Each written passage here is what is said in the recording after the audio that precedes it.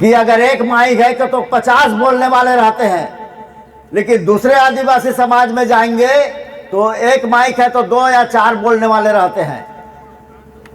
ये हमारी खासियत है नॉलेज का, ज्ञान का, स्टडी का, रिसर्च का, शोध का।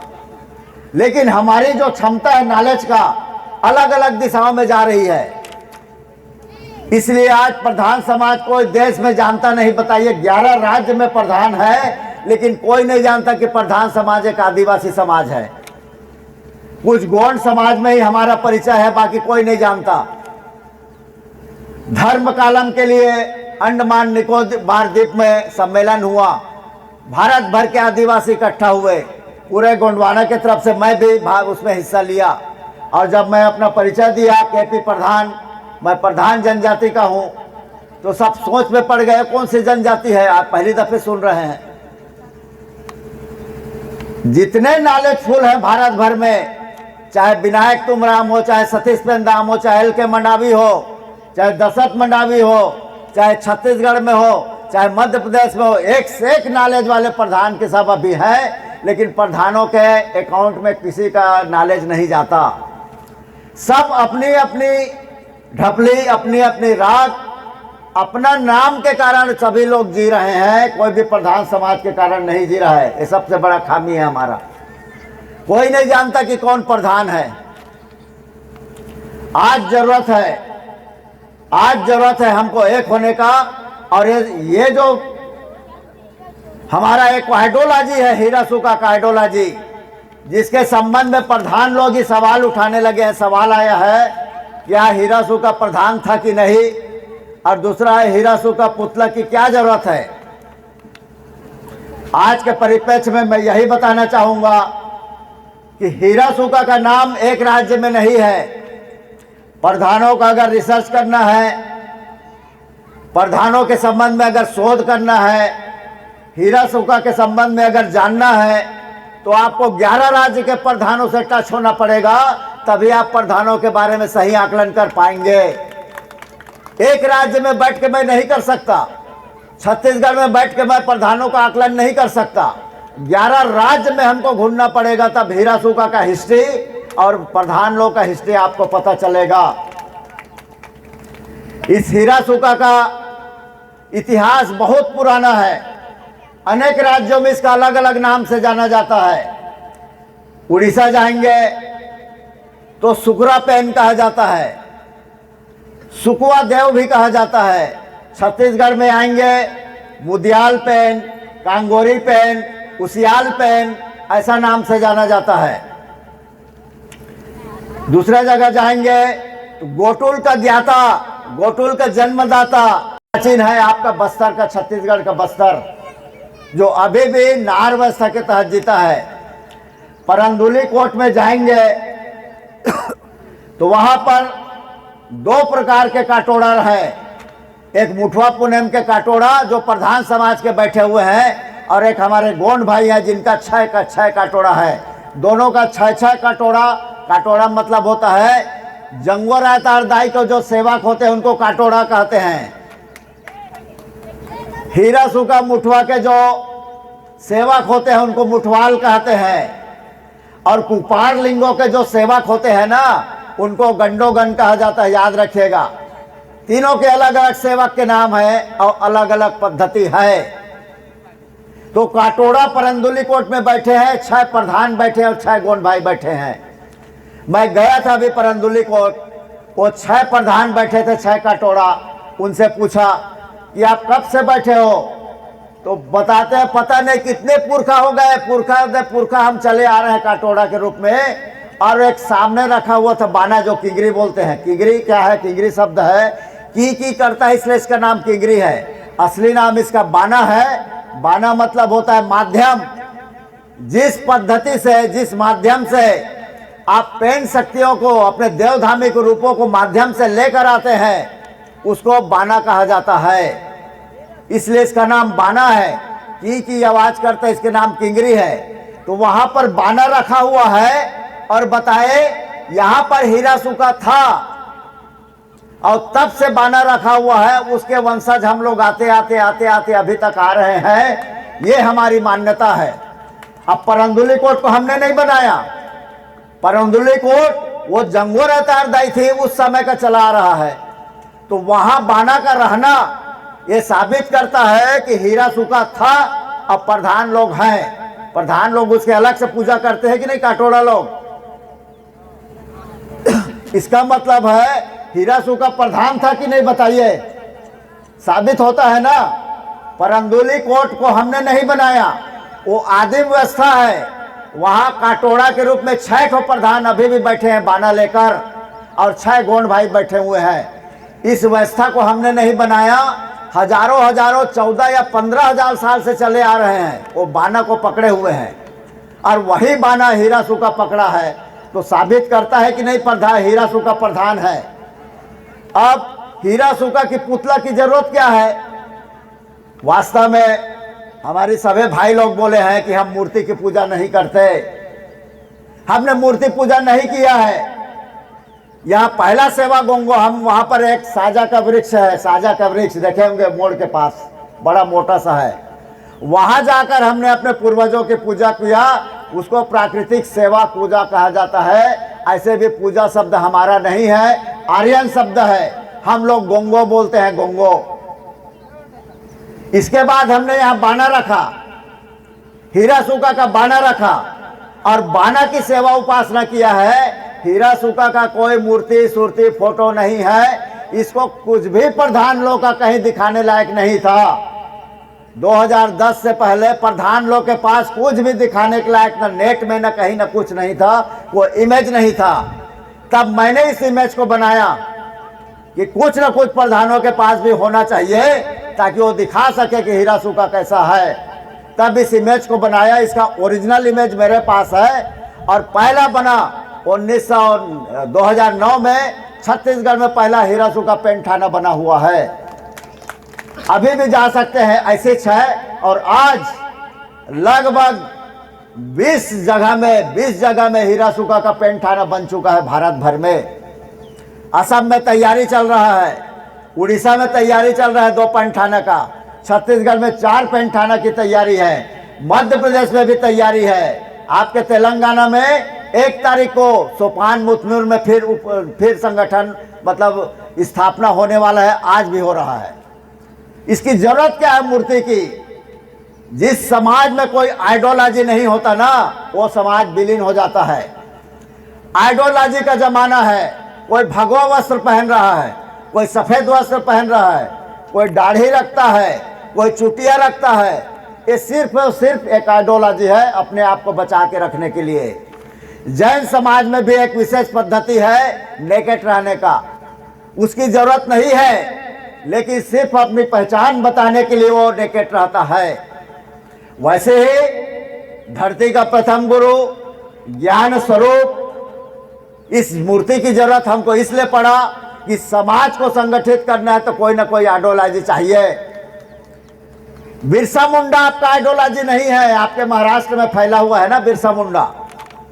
ये 2015 में आप जो भुगते, उसके बाद मैंने रिसर्च किया कि आखिर प्रधानों के ऊपर अटैक क्यों हो रहा है महाराष्ट्र में।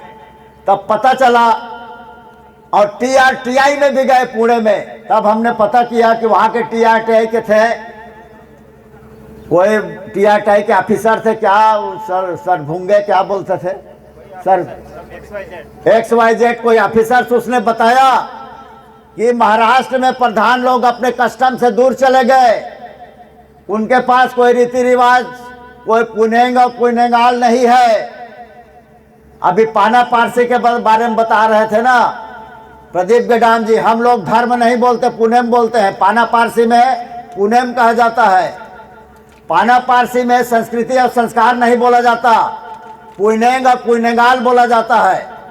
अगर आप संस्कृति, संस्कार, धर्म, पूजा यही शब्द रटते रहे तो आप आर्यन व्यवस्था की गुलामी कर रहे हैं, समझिए। मतलब आप मूल निवासी नहीं है, आपके पास कोई लैंग्वेज नहीं है। आपको अपने लैंग्वेज को पकड़ना पड़ेगा, तभी आपको प्रिमिटिव टाइप का दर्जा मिलेगा। प्रधान लोग का प्राचीन प्रिमिटिव जो लैंग्वेज है उसको पाना पारसी कहा जाता है। तो पाना पारसी में धर्म नहीं बोलते, पुनेम बोलते हैं। संस्कृति नहीं बोलते पुइनेंग बोला जाता है, और संस्कार नहीं बोलते पुइनेंगाल बोला जाता है, और पूजा नहीं करते हम लोग गोंगो करते हैं। तब मैं वहां जाके पता किया टीआर टाईपुड़े में कि प्रधान जो महाराष्ट्र में है उनके ऊपर क्यों अटैक किया गया था।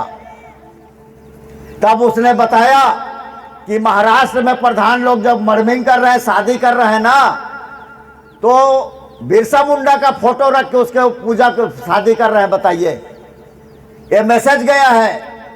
हमने सतीश पेंदाम जी से पूछा, अभी तेलंगाना में कार्यक्रम था, आप बिरसा मुंडा को लेकर चल रहे हो, हिरासुका और प्रधान लोग का आइडियोलॉजी को छोड़ रहे हो, तो प्रधान किस दिशा में जा रहे हैं बताइए। महाराष्ट्र में प्रधान लोग जो शादी कर रहे हैं, विवाह कर रहे हैं, तो बीच में बिरसा मुंडा का फोटो रख के पूजा कर रहे हैं। बताइए, बिरसा मुंडा आपका आइडियोलॉजी है क्या?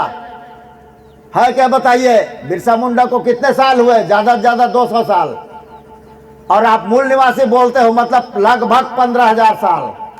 तो अगर बिरसा मुंडा के रास्ते पे जाएंगे तो आपका इतिहास कितना है? 200 साल। अगर हिरासुका के रास्ते पे जाएंगे तो आप यहाँ के मूल निवासी हैं, आप यहाँ के मूल निवासी हो जाते हैं, और सबसे प्रिमिटिव ट्राइब, एंशिएंट ट्राइब का दर्जा भी आपको मिल सकता है। क्योंकि हिरासुका सिर्फ प्रधान ही नहीं, पूरे गोंडवाना ही नहीं, एसटी, एससी, ओबीसी तीनों का आइकॉन आइडियोलॉजी है। ये हम साबित करेंगे। सभी लोग मानते हैं प्रधान लोग के पास, गोंड लोग के पास प्राचीन कस्टम ही है, लेकिन एससी और ओबीसी के पास नहीं है। अगर आपको एसटी, एससी, ओबीसी को जोड़ना है तो हिरासुका की फिलॉसफी लाना पड़ेगा। आर्यन पौराणिक गाथाओं में क्या बोला गया यहाँ के मूल निवासियों को? दैत्य, दानव, राक्षस, दस्यु, हरियोपिया, ऐसा बोला गया है ना। असुर बोला गया है, क्यों भाई? यही बोला गया है ना। तो आप बताइए, जब हम इनका हवाला देते हैं आर्यन पौराणिक गाथाओं का, तो आर्यन पौराणिक गाथाओं में राक्षसों का गुरु किसको माना गया है? दैत्यों का गुरु किसको माना गया? शुक्राचार्य को माना गया है ना। शुक्राचार्य को मानते हैं ना, तो वही शुक्राचार्य तो आपका गुरु है। साबित होता है कि नहीं एंशिएंट है, आप प्राचीन है, कि आपका जिक्र हिंदू पौराणिक गाथाओं में मिलता है, जिसको शुक्राचार्य कहा जाता है। और छत्तीसगढ़ में जिसको एक सुकवा तारा के नाम से जानते हैं हम लोग, सवेरे सवेरे निकलता है सुकवा तारा, शुक्र तारा, उसकी सेवा उपासना किया जाता है पूस के महीने में। पूस के महीने में विशेष सुकवा तारा की सेवा उपासना करते हैं हिरासुका के रूप में। ये सारे तथ्य, एक और तथ्य है, वो है छत्तीसगढ़ का बस्तर।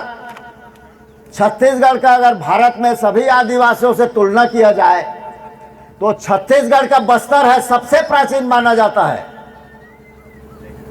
जहां अभी भी नारवस्था में है आदमी, आधे खुले कपड़े में रहते हैं, चींटी, कीड़े मकोड़े तक को भी खा देते हैं लोग।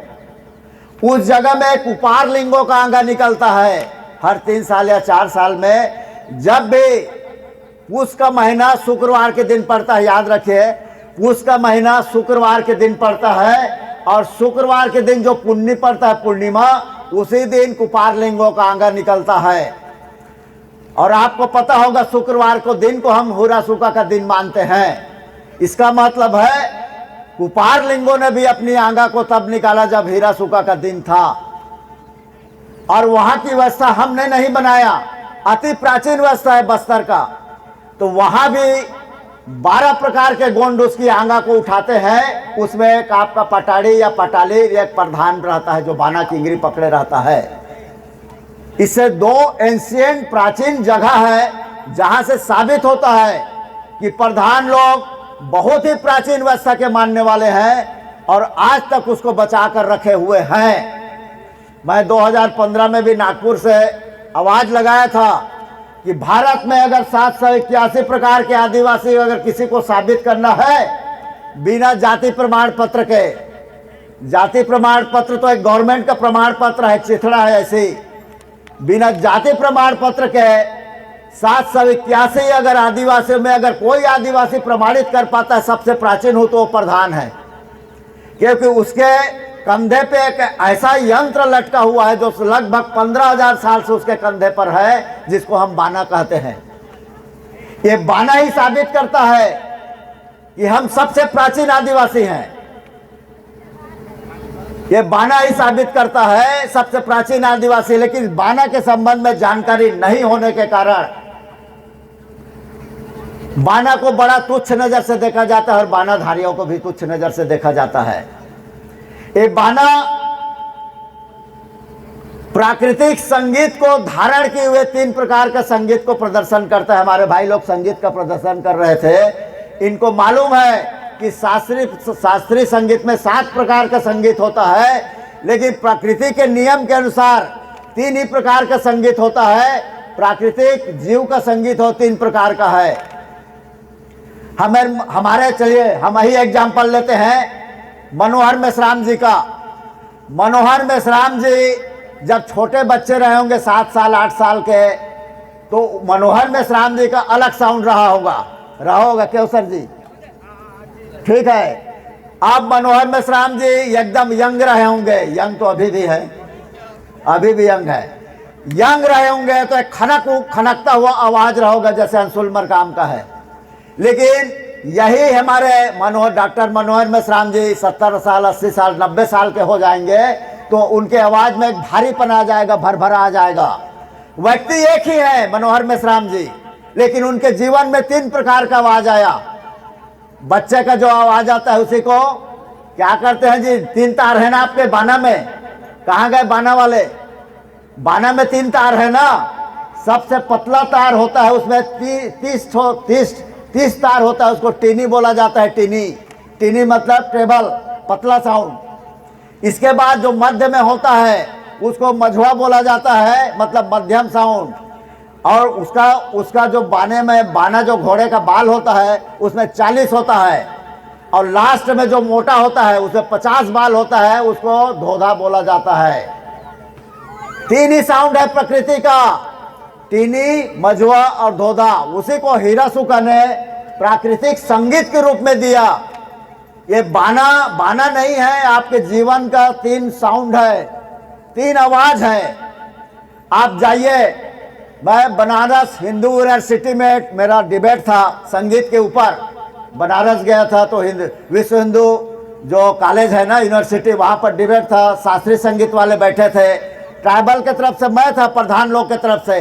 ये बाना लेकर गया था मैं वहाँ पे बनारस हिंदू यूनिवर्सिटी में, और साबित किया कि अगर संगीत का आविष्कार पहला हुआ है तो प्रधानों ने किया है।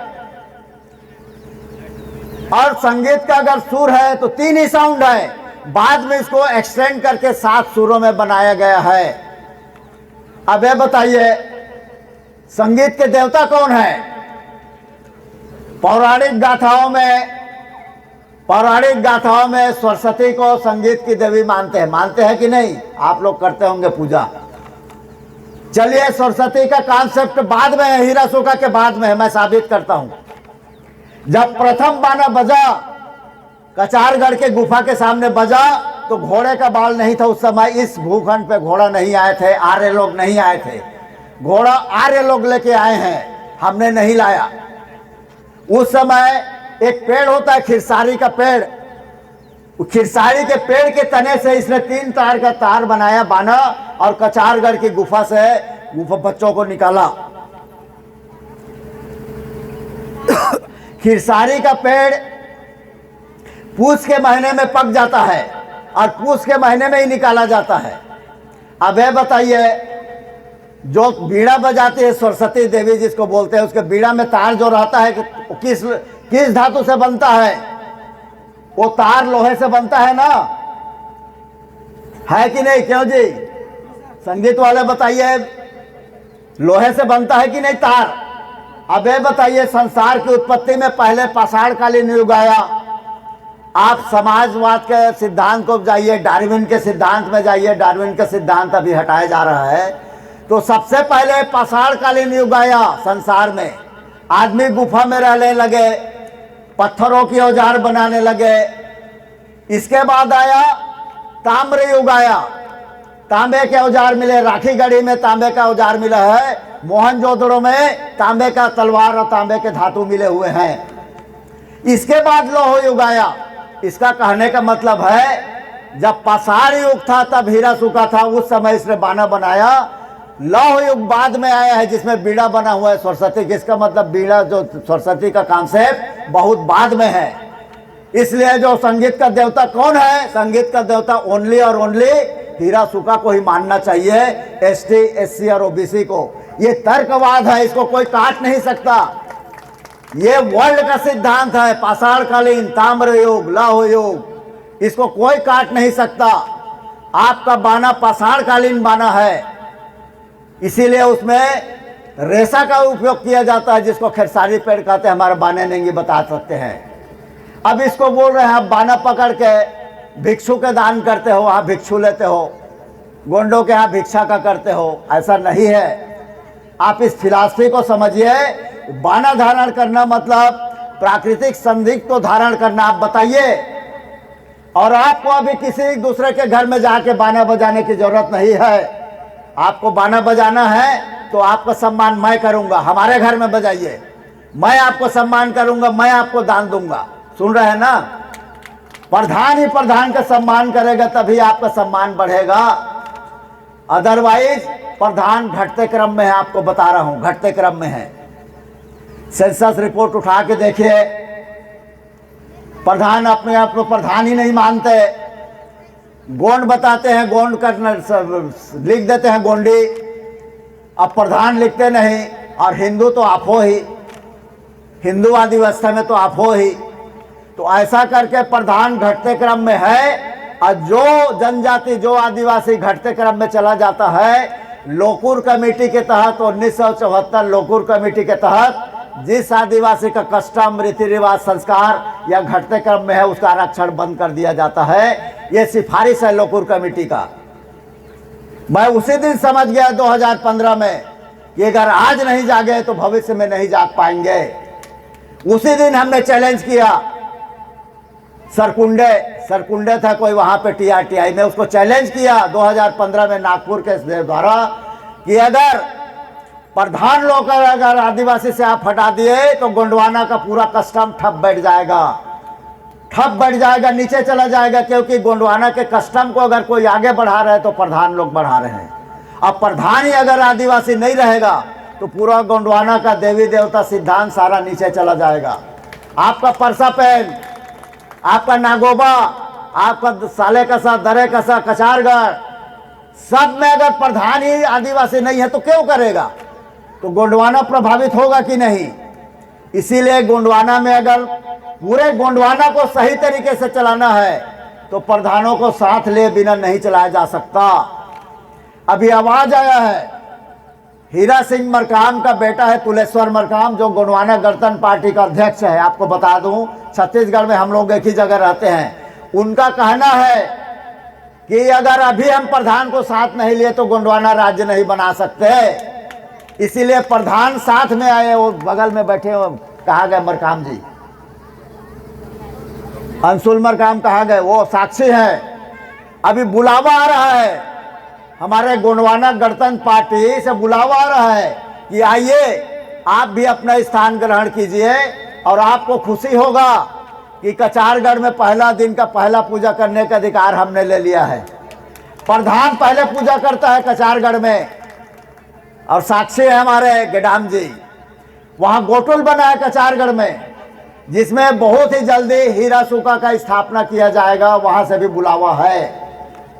हीरा सूखा, कुपाल लिंगो, जंगोरे तादाई, इन सब का स्थापना किया जाएगा।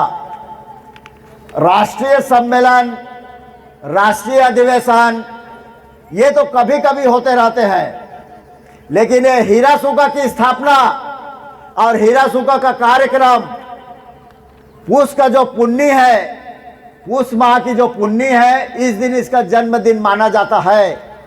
क्योंकि पूस के महीने में ही सबसे ज्यादा बाना का निर्माण होता है छत्तीसगढ़ और दूसरे राज्य में। तो हमने डिसाइड किया है कि पूस के पुन्नी से लेकर जो बैसाख का पुन्नी होता है, जो अभी आने वाला है, इसके बीच में हीरा सूखा जन्मोत्सव मनाया जाएगा। और आप उसी के पंक्ति के तहत एक कार्यक्रम कर रहे हैं। पूस के पुन्नी से स्टार्ट करेंगे और बैसाख पुन्नी तक हमारा जन्मोत्सव अलग अलग राज्य में चलता रहेगा। और हम लोग इसी हीरा सूगा के आइडियोलॉजी को लेकर 11 राज्य के प्रधान एक होते रहेंगे और बिल्कुल हम लोग अब रुकने वाले नहीं हैं। सारे राज्य के प्रधान अब खड़े हो गए आपके साथ में और सारे राज्य के प्रधान लोग ये अभी साबित करने वाले हैं कि अगर भारत में 781 प्रकार के आदिवासी हैं और ST SC OBC हैं, इनका अगर ज्ञान का कोई लीडिंग करेगा तो सिर्फ प्रधान जाति में क्षमता है, बाकी दूसरे टाइप में नहीं है। इसलिए आप तैयार हो जाइए। आने वाले समय में सिर्फ गोंडवाना ही नहीं, SC और OBC सबको उस प्राचीन ज्ञान की तरफ ले जाएंगे जो हीरा सूगा ने हमको दिया, जिसको प्राकृतिक ज्ञान बोलते हैं। हीरा सूगा ने ही इस धरती का पहला समाजवाद का सिद्धांत बनाया है। समझ रहे हैं ना? हीरा सूगा ने और कुपार लिंगो ने सर्वप्रथम इस धरती का पहला समाजवाद का सिद्धांत बनाया, जिसको गोंडोला व्यवस्था कहा जाता है, द ग्रेट गोंडोलिज्म। और हर समाजवाद कोई भी बनता है तो उसका बैलाज होता है कि नहीं? बैलाज या उद्देश्य होता है ना। तो गोंडोला व्यवस्था का जो बैलाज हीरा सूगा ने बनाया वो किसी मानवीय दिमाग की उपज नहीं थी। जैसे आपके भारत का जो संविधान बना हुआ है वो बाबा साहब अम्बेडकर और बहुत सारे आदमियों ने मिलकर बनाया अपने दिमाग का उपयोग करते हुए। लेकिन हीरा सूगा और कुपार लिंगो ने जो बैलाज बनाया वो प्रकृति का जो चलन था उसी चलन को समाज के ऊपर एडाप्ट किया।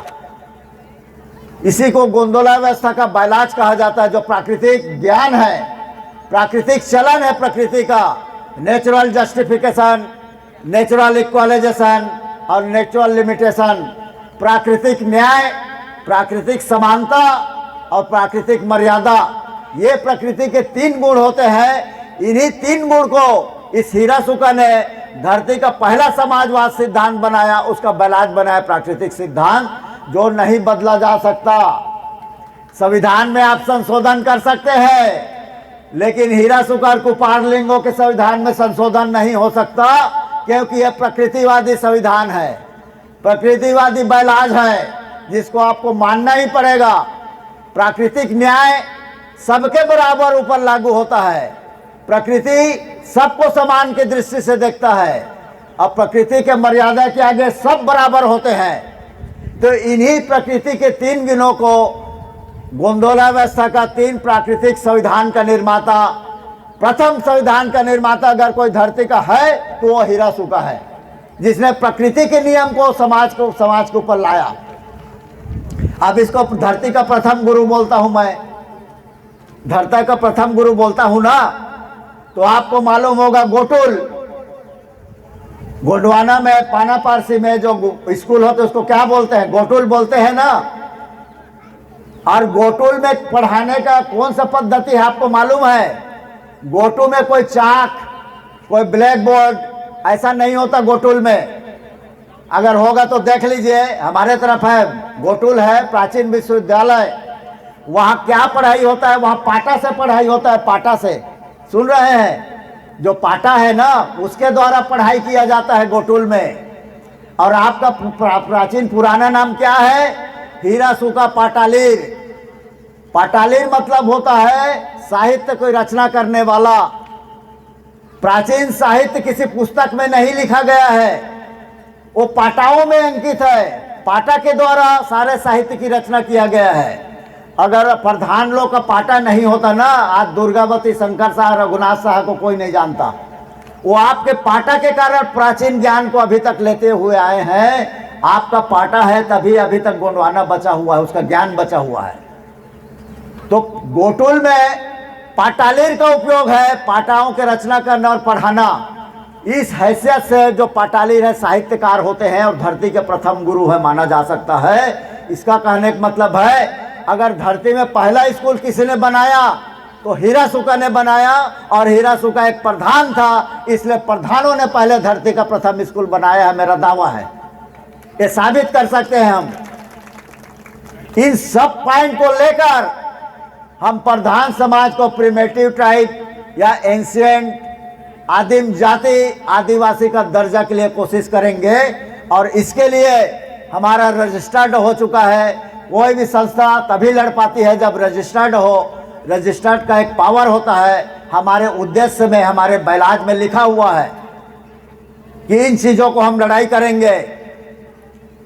प्रधानों का लड़ाई देखिए महाराष्ट्र में हुआ, बहुत मुश्किल से कलेक्ट हो पाए प्रधान लोग। जाति प्रमाण पत्र की लड़ाई थी तो 1 लाख के प्रधान इकट्ठे हो गए। बताइए, जाति प्रमाण जा रहा है बोल के इतना डर, जाति प्रमाण पत्र लेने का, नौकरी आने का इतना डर। लेकिन अभी इकट्ठा होने का अनेक बोलेंगे तो 100 भी आदमी इकट्ठे नहीं होने वाले। हमको जीना है अपने नॉलेज, अपने स्टडी के लिए, जाति प्रमाण पत्र के लिए नहीं। और जरूरत पड़ेगी तो प्रधान जनजाति उत्थान संगठन, जो भारत के 11 राज्य के प्रधानों का प्रतिनिधित्व करता है, पूर्व से पश्चिम, उत्तर से दक्षिण, भारत में अगर कोई भी एक भी प्रधान है तो उसके सदस्य हैं। जरूरत पड़ेगा तो 1 लाख नहीं 5 लाख की भीड़ नागपुर के अंदर हम प्रेस करेंगे। और इस बार सिर्फ महाराष्ट्र के प्रधान नहीं, छत्तीसगढ़, उड़ीसा, 11 राज्य के प्रधान नागपुर में आएंगे। क्योंकि अब हम अकेले नहीं हैं। बहुत हमने दूसरे के लिए कर लिया, दूसरे के लिए बहुत किया हमने। अब हम अपने बच्चों के लिए करने वाले हैं। हम जो भी काम करेंगे आने वाले प्रधान समाज के बच्चे के, उसके स्वाभिमान के लिए, उसकी रक्षा के लिए, उसका आदिवासी का प्रमाण पत्र कैसे सुरक्षित रहे, इसके लिए पहले करेंगे हम, बाद में दूसरे के बच्चे के लिए करेंगे सबके लिए, सब आदिवासी के लिए करेंगे। लेकिन मैं अपने बच्चे के मुख से निकाल कर खाना दूसरे बच्चे को नहीं खिलाने वाला। प्रधान अगर मिट जाओगे आप लोग, दूसरे का करते करते मिट जाओगे। हमेशा हम दूसरे का करते हैं, फर्जी आदिवासी दूसरे का, बिरसा फलाना दल दूसरे का, और कुछ दल दूसरे का। आज से आप देखिए 5 साल पहले प्रधानों का सेपरेट कार्यक्रम नहीं होता था कहीं। सब हम गोंड भाई लोगों के कार्यक्रम में शामिल होते थे और हमारा नाम कहीं नहीं होता था। सारे अच्छे काम करने वाले हम प्रधान लोग, और दूसरे का नाम होता था। आज हम खुद खड़े होंगे और खुद कार्यक्रम कर रहे हैं। बताइए, आज से पहले इस गांव में हुआ था क्या सेपरेट प्रधान लोग का कार्यक्रम? नहीं हुआ था ना। आज दहाड़ के बोलिए कि हम भी 11 राज्य में हैं और हमारे साथ कार्यक्रम में 4 राज्य के प्रधान आए थे। इस छोटे से गांव में 4 राज्य के प्रधान हैं। एक गर्व के साथ बोल सकते हैं कि आपके जैसे ही प्रधान बंगाल में भी है, असम में भी है, बनारस में भी है। इसीलिए आज हम पीछे हटने वाले नहीं। गर्व से कहो हम प्रधान हैं। और मैं एक ही नारा दिया हूं, तेलंगाना में सारे नेता लोग बैठे थे, विधायक, आमदार, खासदार, फलाना ढेकाना, हमने एक ही नारा दिया कि जो प्रधान की तरफ देखेगा प्रधान उसकी तरफ देखेगा। एक ही नारा बना लो। हमारा कोई राजनीतिक एजेंडा नहीं है, हमारा कोई राजनीतिक पार्टी नहीं है। हम सब राजनीतिक पार्टी में जा सकते हैं और किसी के साथ भी मेल मिलाप कर सकते हैं, बशर्ते कि जो प्रधान की तरफ देखेगा हम उसके तरफ देखेंगे। समझ रहे ना? कहने का मतलब समझ रहे ना? मेरे से पूछा गया कि आप प्रधान जनजाति संगठन का निर्माण करो, राजकारण करोगे क्या, राजनीति करोगे क्या? मैं बोला नहीं, प्रधान जनजाति संगठन ओनली और ओनली पुनेमी है, सामाजिक है। हम राजकारण नहीं करने वाले, राजनीति नहीं करने वाले। लेकिन सुन लीजिए, ये लोकतंत्र है। अब प्रधान अगर 11 राज्य के प्रधान इकट्ठे हो गए, यहाँ के तो छोड़िए, आप साले हीरा के ही प्रधान अगर एक इकट्ठा हो गए, एक ही मतन हो गए, तो लोकतंत्र में जहाँ संख्या बल होता है लोकतंत्र को प्रभावित करता है ना। सिर्फ हमको एक ही नजर से देखना, भले हम कम है, गांव में 20% है, लेकिन अगर 20% की संख्या एक ही तरफ किसी की तरफ देख दे तो आप राजनीति को प्रभावित कर सकते हो। क्यों सर जी? ठीक है ना? हम राजनीति नहीं करेंगे लेकिन राजनीति को प्रभावित जरूर करेंगे। ये हमारा सिद्धांत है। इसलिए आने वाले समय में कोई भी पार्टी को हो, जो प्रधान की समाज की उन्नति की तरफ देखेगा उसका साथ देगा, हम उसी का साथ देंगे।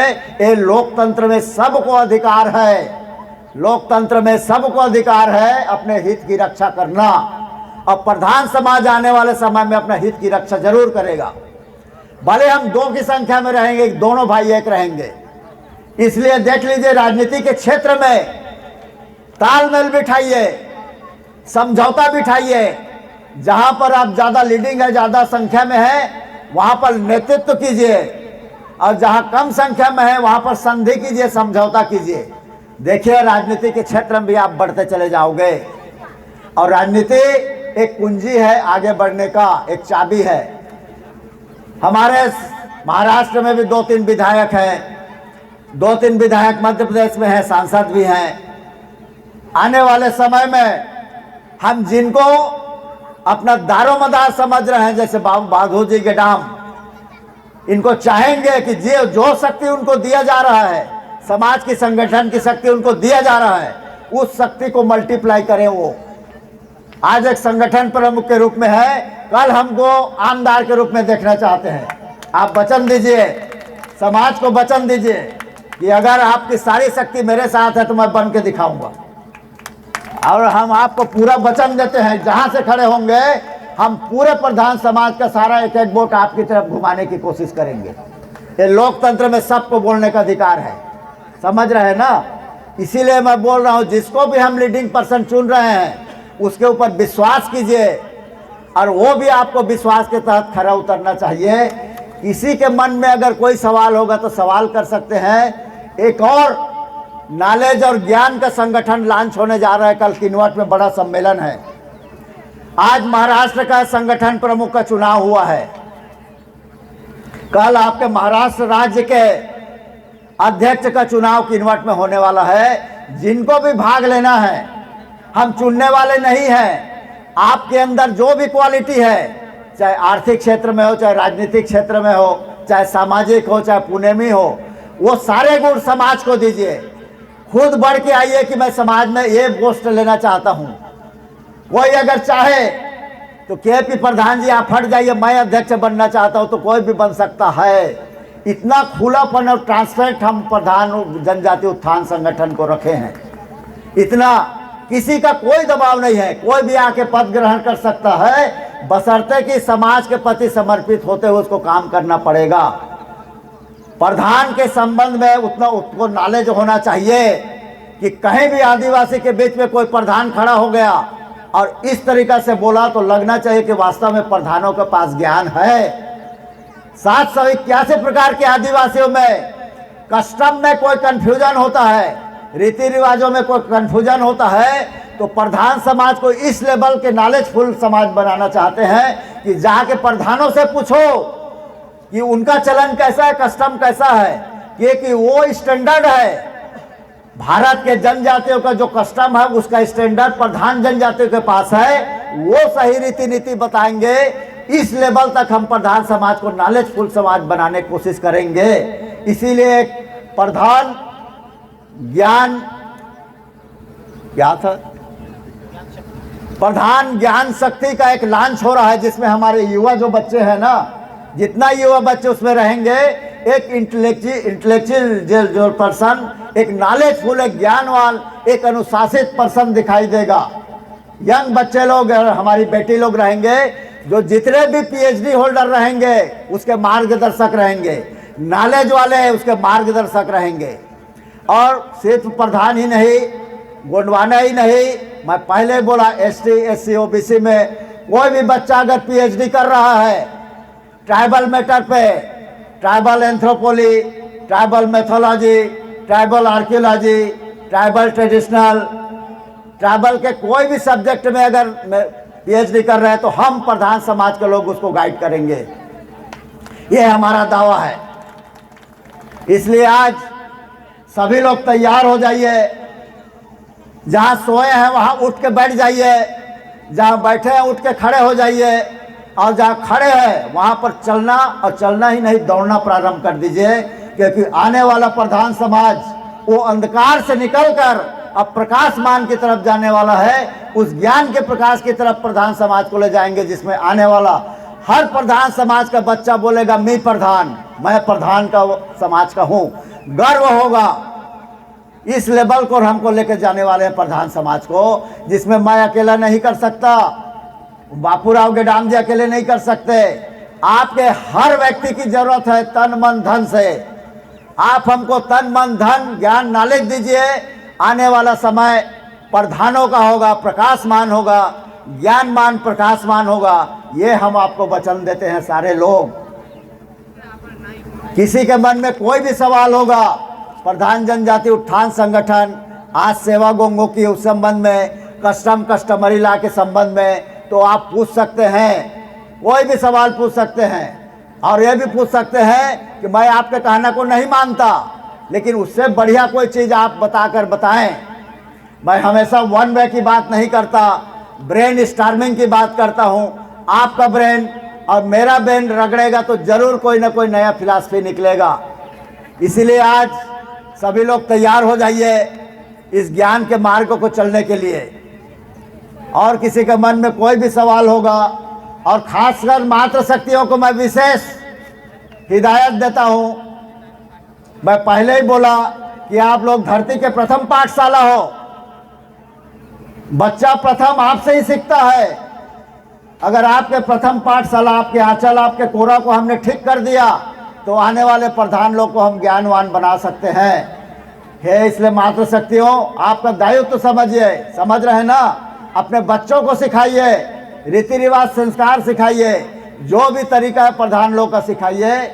इसके अतिरिक्त किसी के मन में कोई सवाल होगा तो जरूर पूछे। कल किन्वट में जरूर आइए, वहाँ संगठन को मजबूत कीजिए। आपको महाराष्ट्र राज्य का प्रधान समाज का अध्यक्ष मिलेगा, वहाँ का नियुक्ति किया जाएगा। आपके मन में कोई भी समाज के प्रति काम करने की इच्छा है तो आप लोग आइए और अपने आप समाज के काम को ले सकते हैं। मैं पुनः इस हिरासुका के आइडियोलॉजी को नहीं छोड़ना है। इसको छोड़ दिए मतलब प्रधान समाज का संवैधानिक अधिकार भी छीनने का डर है। इतना बड़ा आइडियोलॉजी आपके पास है, बताइए।